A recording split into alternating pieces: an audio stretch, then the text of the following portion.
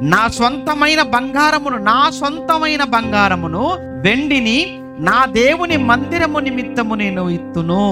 6,000 మణుగుల ఓఫీరు బంగారమును అన్నాడు. 6,000 మణుగుల ఓఫీరు బంగారము అన్నాడు. అనంటే మనకు మణుగుల లెక్క అర్థం కాకపోతే మీకు చెప్తాను, కొన్ని లక్షల కేజీల బంగారం. ఇన్ని లక్షల కేజీల బంగారాన్ని దేవుని ఆలయం కొరకు, ఇది నా సొంతం, నిచ్చేస్తున్నాను. ఎందుకు అంటే నాకు దేవుని తర్వాతనే ఏదైనా. దేవుని కంటే ఏది ఎక్కువ కాదు నాకు. దేవుని కంటే నా ఆస్తి ఎక్కువ కాదు. దేవుని కంటే నాకు బంగారం ఎక్కువ కాదు. దేవుని కంటే నాకు ధనం ఎక్కువ కాదు. దేవుని కంటే నా సింహాసనం ఎక్కువ కాదు. దేవుని కంటే నాకు అధికారం ఎక్కువ కాదు.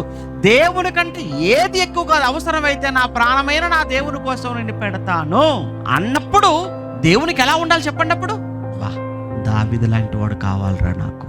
ఇది ఒక దావీదు దేవుని చేత పొందుకున్న సాక్ష్యం. దావీదు దేవుని యొక్క సంపాదించుకున్న మంచి పేరు.